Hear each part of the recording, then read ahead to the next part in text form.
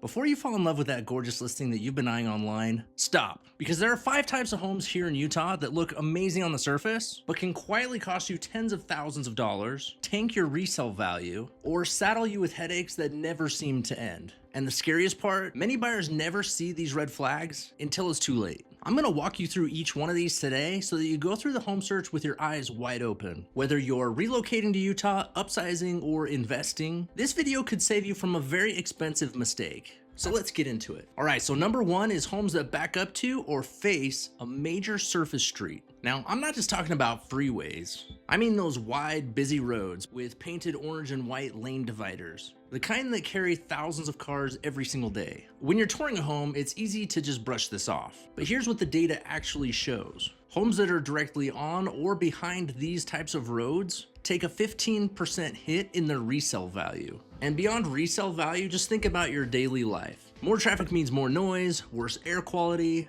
and just a little bit more stress that's baked into your morning routine.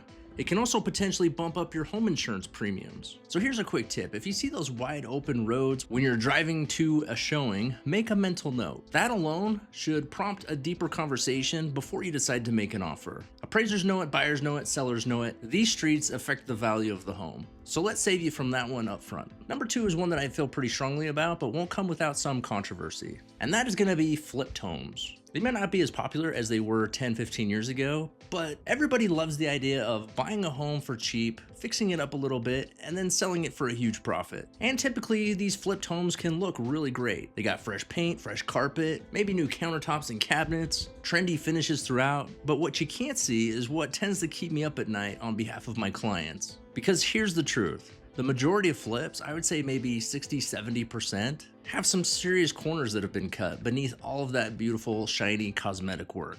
And I can say this with confidence because I have been through literally hundreds of these homes. I've worked with investors that flip homes, and I've been part of many transactions with clients who have purchased these flipped homes. And I've seen it all. Walls that have been removed without structural permits, electrical work done by someone's cousins, uncles, brothers who knew a guy, plumbing and HVAC systems that look upgraded but either weren't fixed properly or they weren't actually fixed at all. And these aren't small issues. A bad electrical panel can be a fire hazard. Unpermitted or improper plumbing work can cost you tens of thousands of dollars down the road. And if something was done illegally and you didn't do your proper due diligence, it can become your problem once you close. So what do I do if I have a buyer that falls in love with a flipped home? The first thing you can do is check to see if all the permits were properly pulled. If a lot of these large items have been repaired or replaced and there haven't been any permits pulled, then that will tell you a lot of the story. You can also try to find out if the contractors that did the work were actually licensed. And here's a big red flag that a lot of buyers tend to miss. A lot of these home flippers don't provide seller disclosures because they claim they never lived in the home, so they don't know enough about it. But if you're gutting and essentially rebuilding a home from the inside out, you know enough about the property to fill out seller disclosures and disclose what has been done to the home and what hasn't. A seller who won't provide seller disclosures on a flipped home is a huge red flag for me every single time. Now, are all flipped homes bad? No, not at all. There's still 30-40% of these homes that are done properly, and they can actually be a good buy. You just have to be thorough and you have to do your due diligence. The inspection process on a flipped home needs to go a lot deeper than it would on a standard home, and I make sure that that happens with my buyers. Number 3 is another one that might be a little controversial, but hear me out. Homes with solar panels can be a red flag, and here's why. First, let me be totally clear. I'm not anti-solar. If a home has solar panels that are fully owned and paid off, that's fantastic. You're getting clean energy, you're saving some money, no strings attached. The problem I see is when these panels are leased or financed and you're expected to take over this lease or the financing when you purchase the home. These agreements can often last for 20-25 years and the monthly payments can be hundreds of dollars. And in most cases, the math doesn't add up to the savings that you're promised in your electrical bill. Solar equipment is often oversold and overpriced. And when you go to sell the home later, that can make it a whole lot harder because not everyone wants to inherit that issue. So the first question that I always ask when I see solar on a home, are they owned outright or will it be paid off by the seller when they close? If they're going to be paid off and it's all going to be taken care of, then that's great, no problem. If you're going to end up taking on a lease or a payment after you close, then we're going to need to take a very careful look at the numbers moving forward. The second issue with solar panels is what they've done to the roof underneath them. I've seen this happen many times. Solar panels are installed to a roof that's 5 or 6 years old, and by year 10 or 12, the roof is starting to fail because the installation actually compromised the integrity of the roof itself. And here's where it gets expensive. Most roof contractors will not touch a roof while solar panels are sitting on it. So you have to pay the solar panel company to come and uninstall them, then re-roof, then pay the solar company to come back and reinstall them. And that process can literally double the cost of a standard re-roofing job. So when solar panels are present, we're going to take a very detailed look at the installation quality as well as the condition of the roof. And we're going to ask all of those tough questions up front. Number 4 is homes with major hidden issues. And this is a really big category, so let me break it down for you. Some homes are priced just a little too well, and that discount usually exists for a good reason. These are properties that carry serious baggage that doesn't necessarily show up in the listing photos. A few examples of what I mean. Location-based issues. Is the home in a flood zone?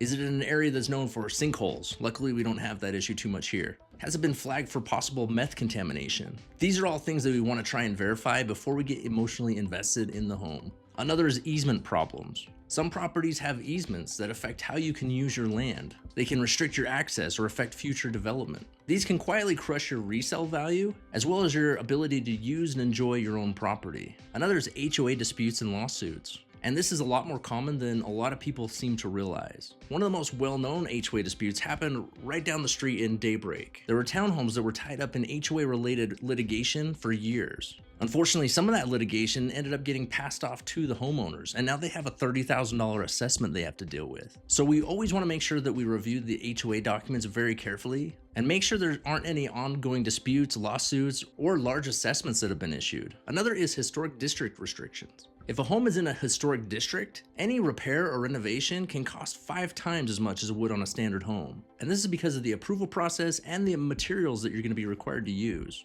And that's something you definitely need to know before you buy. A lot of these issues tend to only surface when you're deep into the buying process, or inside the seller disclosures or in the fine print of the HOA documents. That's why I treat those disclosures as an investigation tool, not just as a formality. Was the home ever flooded? How was it remediated? Was the company licensed? Was the original cause of the damage actually fixed? Now, does this mean that homes with big issues are never worth buying? Absolutely not. Sometimes they're a great opportunity at the right price.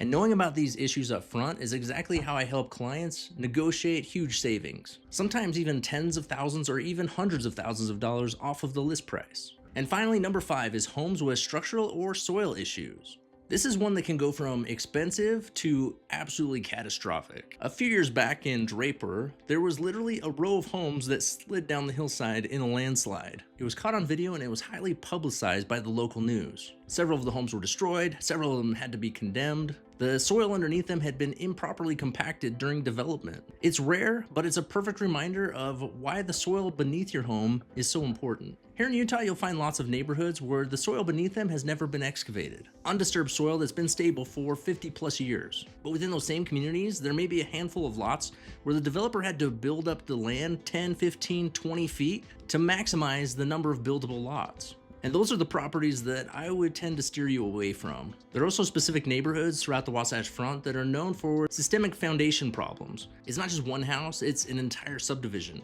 During your home search, I'm going to be looking for visible signs. Uneven floors, doors that stick, cracks in the foundation. And when we see those signs, a standard inspection isn't always enough. In this case, we'll typically call for a structural engineering report because that will go much deeper and it will give us real answers. For some of the older neighborhoods, especially some of those that you'll see downtown, there's another concern that's worth mentioning.